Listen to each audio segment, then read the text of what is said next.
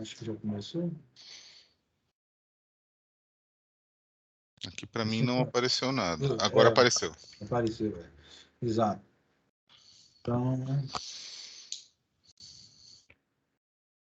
boa noite a todos. Hoje nós temos o professor Andrés Delbem, que é cirurgião titular do Colégio Brasileiro de Cirurgião do Aparelho Digestivo, membro da Surgery Society for Alimentary Tract, que é com a SSAT, a Sociedade Americana de Gastroenterologia. Ele é mestre em fisiopatologia cirúrgica pela Unicamp e professor de medicina na Faculdade Municipal Professor Franco Motor, em Mogi Guaçu. Boa noite, professor. Muito obrigado pela sua participação e colaboração com o nosso curso, primeiro curso de metodologia científica, um curso patrocinado pela Universidade Federal de Alagoas, parceria com a EBSER e a empresa Medical War. O senhor vai falar sobre como escrever tabelas e figuras, um tema muito importante para o nosso evento. Muito obrigado e desde já a palavra está passada. Em primeiro lugar, quero agradecer o convite, participar desse curso, é uma honra poder participar, um curso de nível excelente, eu estou acompanhando todas as aulas. Vou só tentar compartilhar minha tela aqui, vamos ver se dá certo.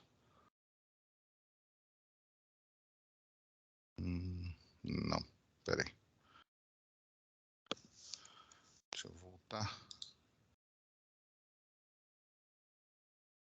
Aqui. Estão vendo a tela toda ou não? Tudo certo. Tá. Então, em primeiro lugar, queria agradecer o convite, na pessoa do professor Lorenilson, um grande amigo de longa data. É um prazer poder participar desse curso. E o tema que foi passado é de como escrever figuras e tabelas. É um tema, a princípio, parece pouco relevante, mas tem bastante detalhe técnico e muitas vezes até decisivo na possibilidade de publicação dos trabalhos, né? Então, antes da gente entrar em aspectos técnicos, de definir como escrever a tabela, tudo certinho, eu acho que vale a pena a gente pensar um pouquinho sobre o significado da figura, né, para o ser humano. A figura ela tem uma importância muito grande. Tem uma frase muito conhecida de todos, que é de Confúcio, né, que fala que uma imagem vale mais do que 1000 palavras. Por que disso? Porque a imagem ela tem a capacidade de passar muita informação de forma intuitiva. Entendeu? A primeira forma de comunicação do ser humano escrita foi através das pinturas rupestres, né? Que era o pictograma. O pictograma o que era? Eram desenhos, tanto em relevo quanto em pinturas nas paredes das pedras, onde os homens primitivos, né, ditos primitivos, eles passavam a imagem de algo que estava acontecendo, de algo que eles desejavam, de algo que alguma oferenda para deuses, a gente não sabe direito tudo que eles colocavam, mas era uma forma deles passarem uma ideia, eles passavam um sentimento através disso. A escrita evoluiu e ela foi para a escrita ideográfica, né? Que é aqui representada pela escrita hieroglyphica. Qual é a diferença? A diferença é que continua sendo uma escrita por figuras, mas são figuras que se compõem formando uma ideia. Então você tem uma figura que ela representa uma ideia, e essa ideia associada a outra ideia gera uma terceira ideia.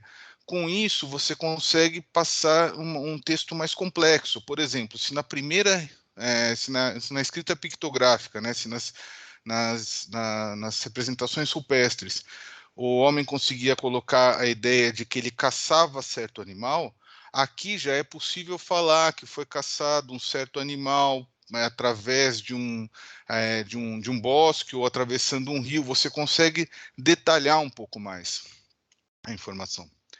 E, por fim, a escrita fonética, que é representada aqui por uma das primeiras escritas fonéticas, que é a escrita cuneiforme, que cada símbolo tem um som. E aí a escrita deixa de passar uma ideia pelo desenho. Ela passa o som que a pessoa produz e aí a gente vai representar de forma escrita a nossa fala, e aí fica muito mais específico, a pessoa consegue descrever coisas em detalhes nesse tipo de escrita. E qual a diferença, né, entre uma escrita e outra? Quando se usar a figura, quando se usar o texto, né? Porque o texto, no fundo, acaba sendo uma simbologia da nossa fala. Então, eu peguei um artigo bem conhecido, bem clássico, um artigo escrito por Milligan Morgan em Lancet, no Lancet, em 1937, quando ele descreve pela primeira vez, eles descrevem pela primeira vez a técnica de Milligan Morgan para a hemorroidectomia. Então, só para exemplificar, aqui à esquerda, eles colocam o objetivo, né, a introdução do trabalho. Eles se colocam qual o propósito do trabalho, como foi feito, por que foi feito, todos os detalhes considerados. Tal. Do lado direito, tem uma figura, onde eles mostram a área de dissecção, como foi dissecado, as estruturas anatômicas. Para a gente representar essa imagem em texto, seria um texto muito grande e muitas vezes confuso. Então, o texto ele tem uma capacidade de passar mais detalhes, ser mais específicos. Porém, essa ideia mais global, mais intuitiva, é característica da figura. Então, aí já dá uma dica para a gente de quando usar uma coisa, quando usar outra. E a figura, ela tem uma capacidade importante de passar muita informação para a gente de forma intuitiva mesmo. Por exemplo, essa figura, uma figura que rodou bastante na internet há pouco tempo atrás, é a imagem de um cervo prestes a ser devorado por 3 filhotes de leopardo. É uma imagem que gera uma emoção na gente. O cervo está lá paralisado, provavelmente de medo, e ele está sendo devorado, ele está começando a ser mordido. Isso gera uma sensação de ansiedade. Essa outra figura, uma foto que ganhou um prêmio na década de 90, de uma criança na África, faminta, desnutrida, e o abutre atrás, como se estivesse esperando ela morrer. É uma outra imagem que passa um outro sentimento para a gente. E isso aqui não precisa ser explicado.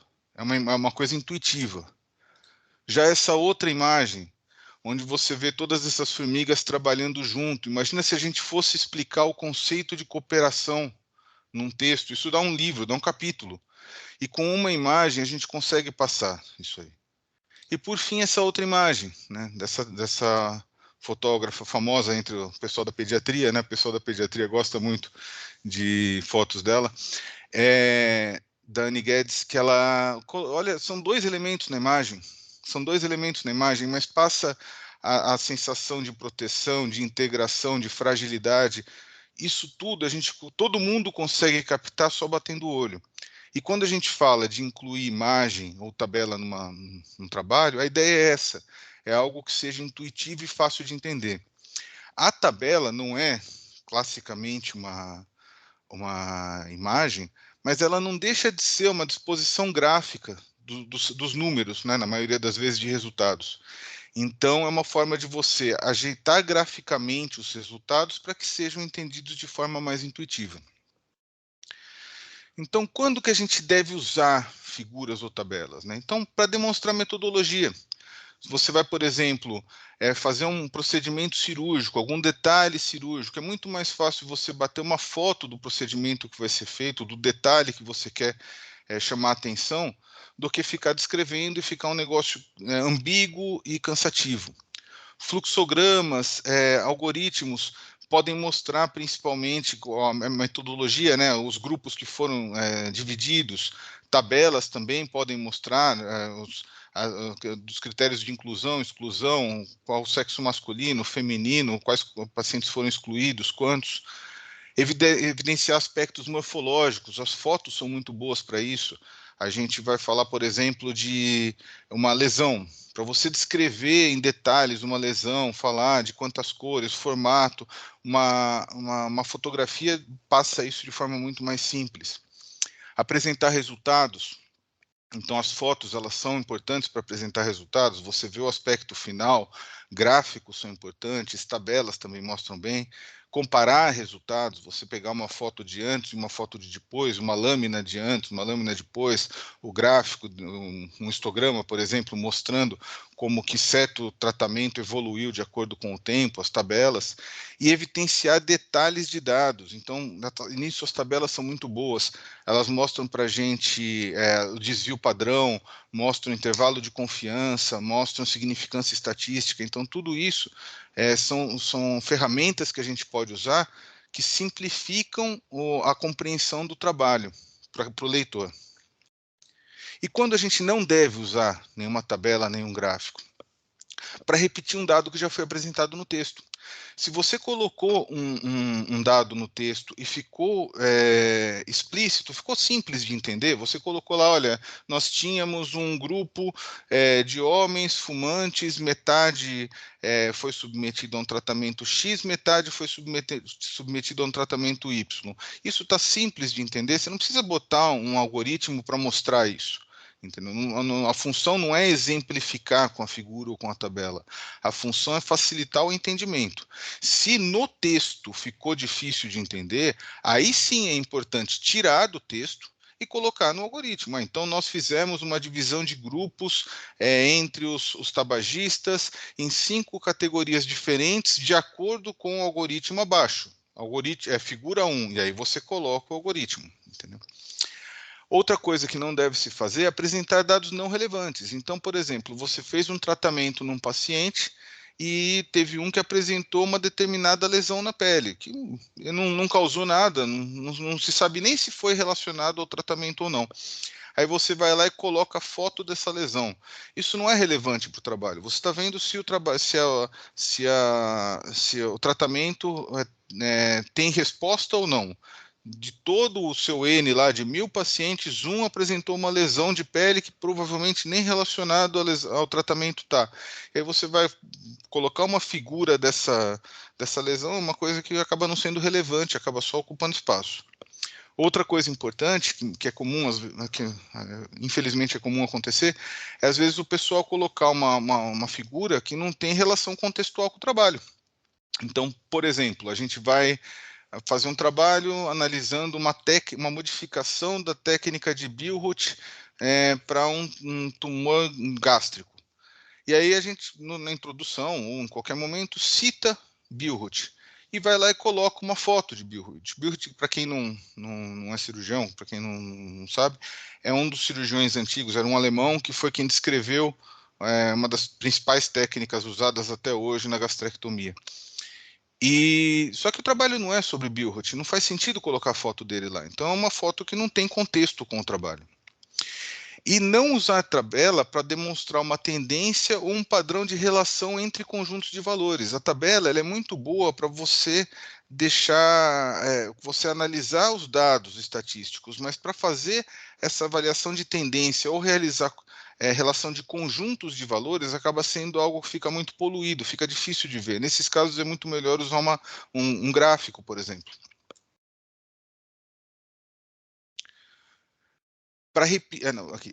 As figuras e tabelas, então alguns cuidados, né? As figuras e tabelas elas têm numerações separadas. Então, a primeira divisão que é feita é exatamente entre figura, e figura aí tem várias categorias de figuras que eu vou falar mais para frente, e tabelas. Então, você fez uma tabela mostrando os pacientes que foram incluídos no trabalho, tabela 1.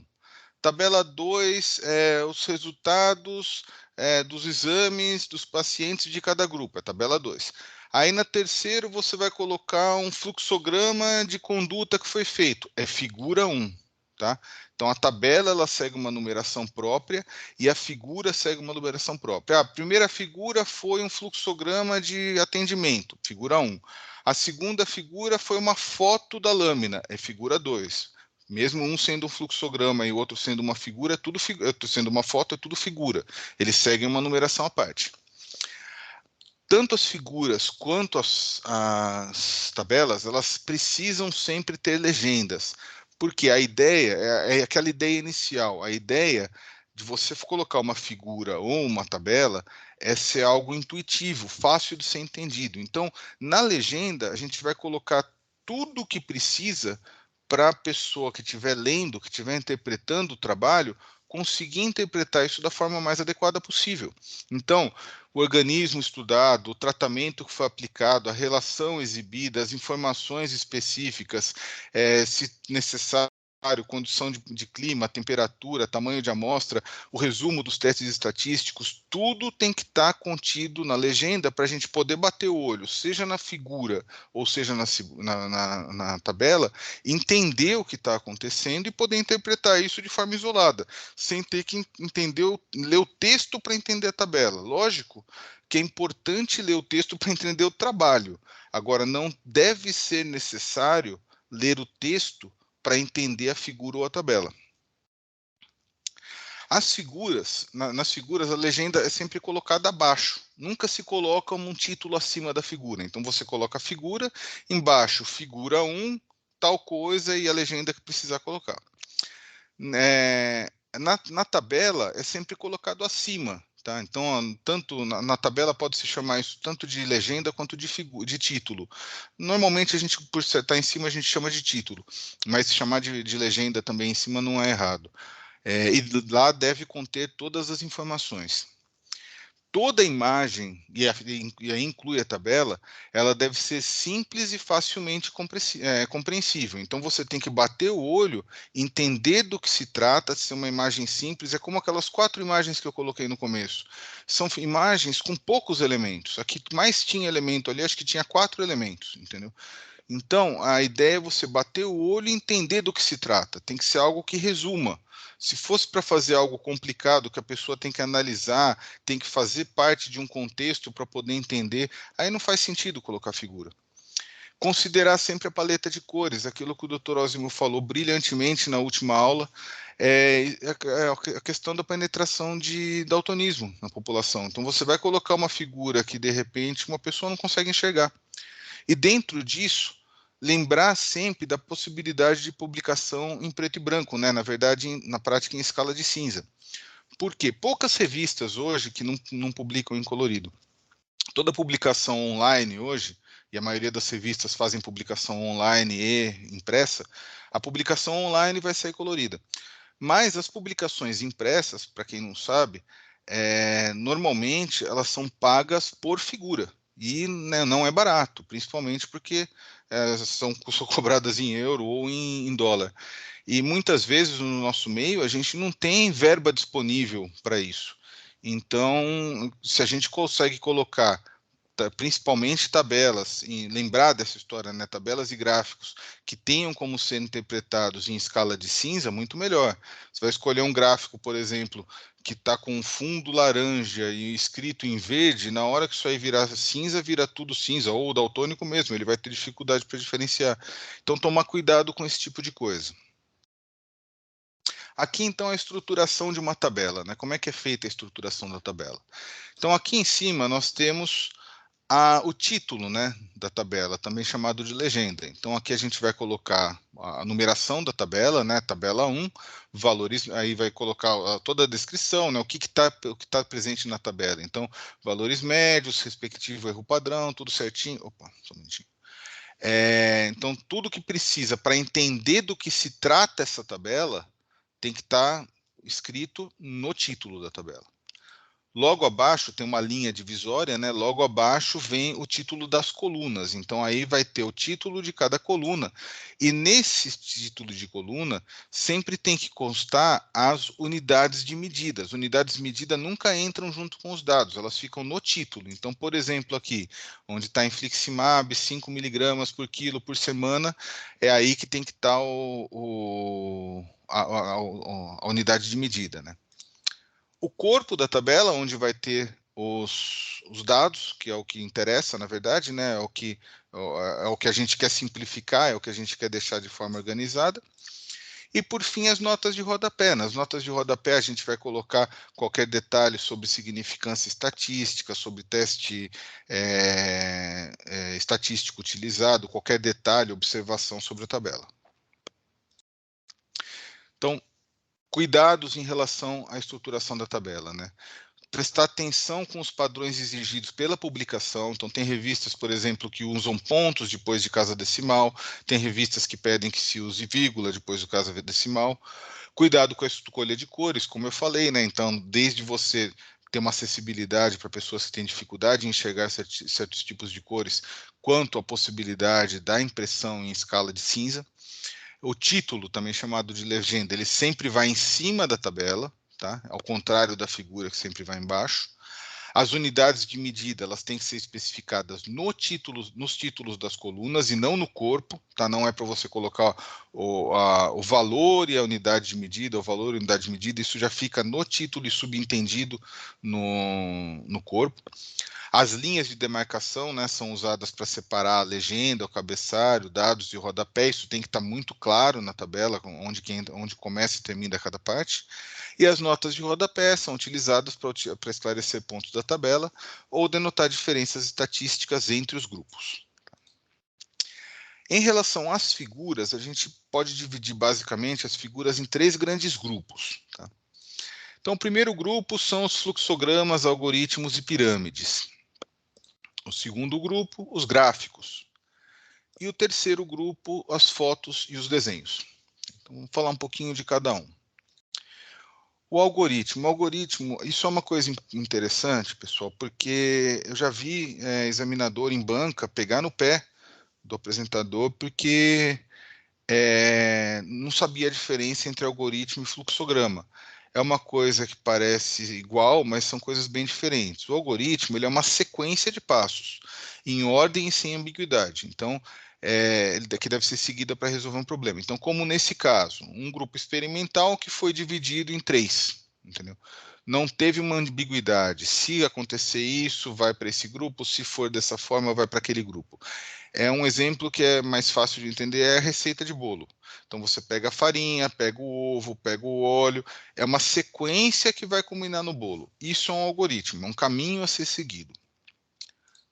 Ele é muito usado na questão de materiais e métodos também, né? Os fluxogramas não. O fluxograma, ele é um diagrama, ele mostra um processo que é feito de acordo com situações que são evidenciadas, entendeu? Então ele vai dicotomizando, na verdade, ele vai criando alternativas. Esse fluxograma é de um trabalho ótimo, inclusive do professor Tanaka, que foi publicado na Pancreatology em 2017, sobre manejo de lesões císticas de pâncreas. Um trabalho muito legal. E aqui ele coloca, então, se tem alto risco de malignidade, se presente, vai considerar cirurgia. Se não presente, tem sinais de alarme ou não. Se tem, vai fazer ultrassom endoscópico. Se não, então, isso é um fluxograma. Você vai caminhando para cada lado de acordo com cada achado. Isso normalmente reflete mais conduta, apesar de que pode ser usado também em algumas situações de materiais e métodos. As pirâmides, elas mostram mais uma hierarquia ou uma sequência a ser seguida em um determinado assunto. Então, por exemplo, essa aqui é a pirâmide de evidência científica, né? Todos conhecem. Então, lá na base da pirâmide, a opinião de experts, depois relatos de caso controle, até chegar em revisão sistemática. Mas poderia ser, por exemplo, uma pirâmide de tratamento de uma determinada patologia. Então, o tratamento inicial, a gente começa com uma droga tal, se não responder, vai para a próxima, até lá em cima. Então, ou pode ser uma pirâmide de segurança de um certo medicamento. Então, ela mostra, na verdade, uma hierarquia ou uma sequência a ser seguida.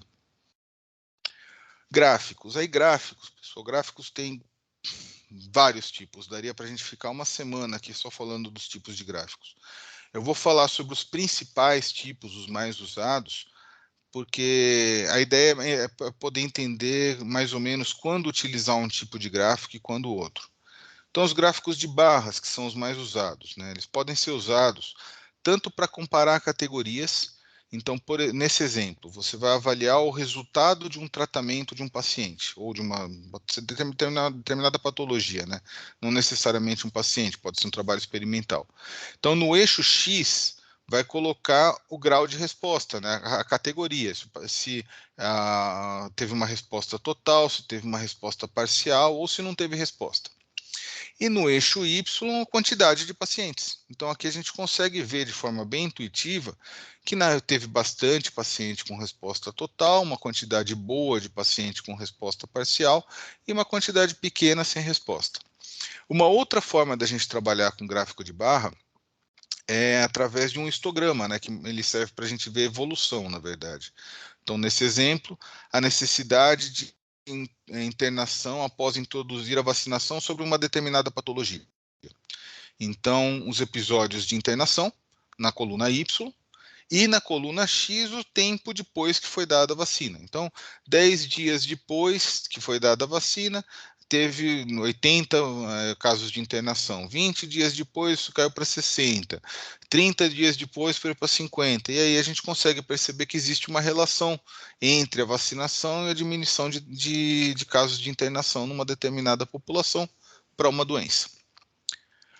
Outro tipo de gráfico, que tem um efeito bem semelhante ao histograma, é o gráfico de linha.